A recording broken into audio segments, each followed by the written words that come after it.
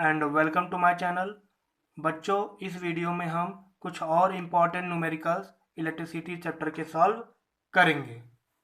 जिनको किसी भी फॉर्मूले को समझने में दिक्कत हो वो कमेंट बॉक्स में कमेंट करके पूछ लेगा, या फिर उन सब फॉर्मूले से रिलेटेड वीडियोज का लिंक मैंने अपने डिस्क्रिप्शन बॉक्स में दे रखा है, वहाँ से देख सकते हो, या फिर आई बटन पे टैप करके ऊपर मेरे प्लेलिस्ट में जाकर उन वीडियोज को देख सकते हो। तो चलो शुरू करते हैं आज का न्यूमेरिकल। पहला न्यूमेरिकल है, how much energy is given to each coulomb of charge passing through a 6 volt battery. एक 6 वोल्ट बैटरी से चार्ज पास हो रहा है, तो उस चार्ज को कितना एनर्जी दिया जाएगा बैटरी से पूरे सर्किट में फ्लो होने के लिए। तो एनर्जी दिया जा रहा है मीन्स वर्क किया जा रहा है। उस बैटरी के द्वारा उस चार्ज पर कितना वर्क किया जाएगा कि वो पूरे सर्किट में फ्लो करेगा। तो हमें निकालना है वर्क। चार्ज तो लिख लेते हैं, चार्ज कितना है 1 कूलम, क्योंकि ईच चार्ज लिखा है, ईच चार्ज का मतलब 1 कूलम रख लेंगे हम। वोल्टेज कितना दिया है 6 वोल्ट, डब्ल्यू निकालना है, तो डब्ल्यू इक्वल टू क्या होता है वी क्यू। रख लेंगे फॉर्मूला, वी है 6 वोल्ट, क्यू है 1, कितना हो जाएगा 6 joule.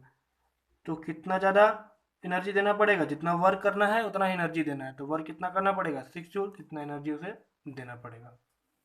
Now second question, 100 joule of heat is produced each second in A 4 ohm resistance, find the potential difference across the register.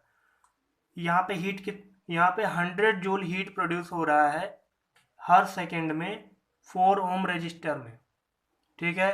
तो निकालना है हमें पोटेंशियल डिफरेंस, उस रजिस्टर के क्रॉस जो पोटेंशियल डिफरेंस है उसे हमें निकालना है। तो हीट के लिए मैंने एक फॉर्मूला बताया है, H is equal to I square R T, ठीक है। तो हम देखेंगे पहले हीट का, हीट H फॉर हीट है, हीट कितना दिया हुआ है 100 जूल, उसे लिख लिया हमने। I फॉर करंट, करंट हमें नहीं दिया हुआ, करंट निकालना है, करंट छोड़ देंगे। R कितना रेजिस्टेंस दिया हुआ है 4 ओम। T for time, each second है, तो टाइम कितना लेंगे हम 1 सेकेंड, ठीक है। रख लेते हैं वैल्यूज को जो जो दिया हुआ है, तो हीट की जगह पे 100 रख लेंगे, आई स्क्वायर, आर कितना दिया है 4, टाइम दिया है 1 सेकेंड, सॉल्व 4 1 जा 4, इस 4 को इधर भेजेंगे तो ये डिवाइड में आ जाएगा, कट कर देंगे तो 25, तो 25 equal to I square, square square को इधर भेजेंगे तो रूट बन जाएगा इक्वल टू आई, 5 का रूट 25 का रूट क्या होता है 5, तो करंट हो जाएगा 5 एम्पियर, ठीक है। हमें निकालना है पोटेंशियल, तो ओम्स लॉ से पता है कि V इक्वल टू क्या होता है आई आर, तो V इक्वल टू आई की वैल्यू है 5, आर की वैल्यू है 4, 5 4 जा 20 वोल्ट, ये आ गया V हमारा आंसर। ये तो पहला मेथड है।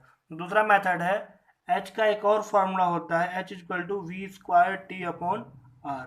इस फॉर्मूले को आप क्लास 12th में पढ़ेंगे, ठीक है। इस फॉर्मूले से अगर करते हैं तो H की वैल्यू कितनी दी हुई है 100 रख देंगे, V तो निकालना है हमें नहीं पता, टाइम है 1 सेकेंड, रेजिस्टेंस है 4, 4 को इधर भेज देंगे तो 100 से मल्टीप्लाई हो जाएगा, ये इधर आ जाएगा V square, 400 equal to V square, square इधर आएगा तो रूट हो जाएगा V। 400 का रूट कितना होता है 20, तो V पोटेंशियल कितना आ गया हमारा 20 वोल्ट। सेकेंड मेथड से भी सॉल्व हो गया।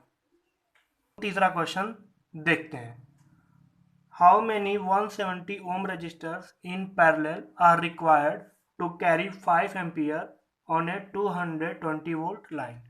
पूछ रहा है कि कितने 170 ओम के रजिस्टर्स को हम पैरेलल में लगाएंगे कि वे सब मिलके 5 एम्पियर करंट ड्रॉ करेंगे 220 वोल्ट सप्लाई से। तो हमें कितना दिया हुआ टोटल करंट 5 एम्पियर, सप्लाई दिया हुआ है 220 वोल्ट, तो हम निकाल लेंगे इक्विवेलेंट रेजिस्टेंस ऑफ पैरेलल।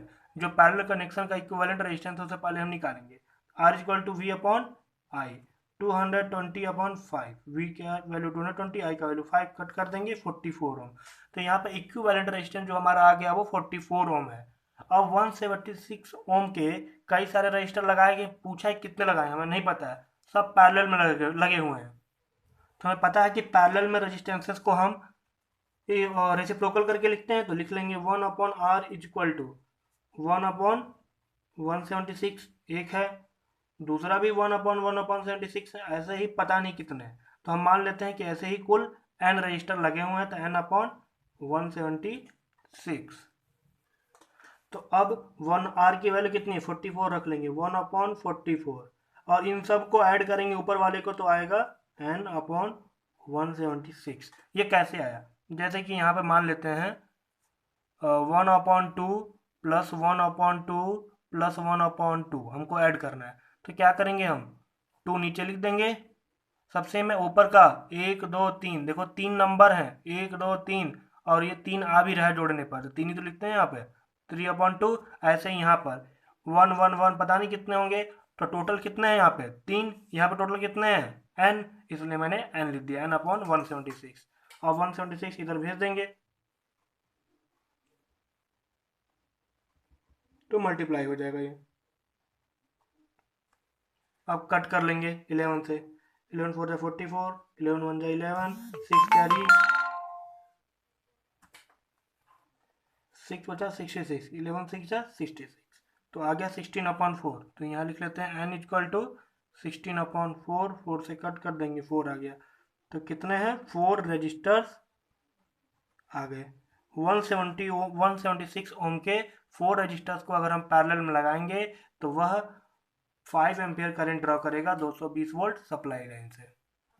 अब अगला क्वेश्चन है, a small bulb has a resistance of 2 ohm when cold, it takes a current of 0.4 ampere from the source of 4 volt and starts glowing, calculate the resistance of the bulb when it is glowing, give reasons of the bulb resistance difference. Means एक छोटा सा bulb है जिसका resistance जो है वो 2 ओम है when cold.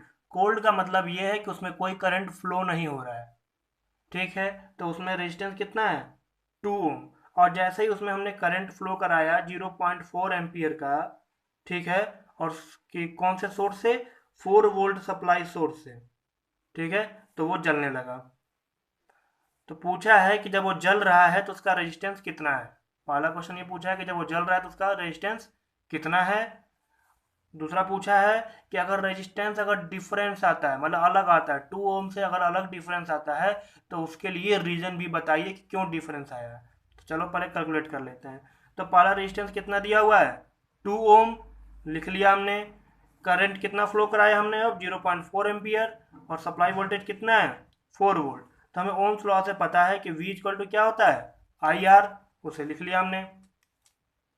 अब पोटेंशियल 4 वोल्ट है, करंट कितना 0.4 इंटू R2, अब R1 नहीं रखेंगे क्योंकि करंट फ्लो हो रहा है, तो हम R2 मान लेंगे। अब करंट फ्लो होते वक्त रेजिस्टेंस उसका, अब 0.4 को नीचे भेज देंगे तो डिवाइड होगा। अब इसको डिवाइड कैसे करेंगे, ये डिवाइड ही है तो इसको ऐसे भी लिख सकते हैं हम। अब 4 के नीचे हम 10 रख देंगे, डेसिमल हटा के, डिवाइड की जगह मल्टीप्लाई हो जाएगा, 10 ऊपर हो जाएगा, 4 नीचे, 4 से 4 कैंसिल, 10 आया। तो R2 की वैल्यू कितनी आ गई 10 ओम, यानी कि जब बल्ब नहीं जल रहा था तो 2 ओम रेजिस्टेंस था, और जैसे जलने लगा तो कितना रेजिस्टेंस हो गया 10 ओम, ठीक है। तो इसके पीछे रीजन क्या है, मैंने बताया था कि रेजिस्टेंस जो होता है वो टेम्परेचर के साथ डायरेक्टली प्रोपोर्शनल होता है, मतलब अगर टेम्परेचर बढ़ेगा तो रेजिस्टेंस भी बढ़ेगा। दूसरा चीज ये बताया था कि अगर किसी कंडक्टर से करंट फ्लो होगा तो कंडक्टर क्या हो जाएगा, हीट हो जाएगा, गर्म हो जाएगा, ठीक है। तो अब सेकेंड केस में क्या हुआ, जैसे ही उसमें से करंट फ्लो हुआ तो कंडक्टर गर्म होने लगा, और जब गर्म हुआ तो टेम्परेचर बढ़ा, और टेम्परेचर बढ़ने से उसका रेजिस्टेंस बढ़ गया, और नया रेजिस्टेंस हो गया उसका 10 ओम। आज के वीडियो में इतना ही। अगर ये वीडियो अच्छा लगा तो please like and subscribe my channel, और अगर आप पुराने हैं तो बेल आइकन को जरूर दबाएं। थैंक्स फॉर वॉचिंग, धन्यवाद।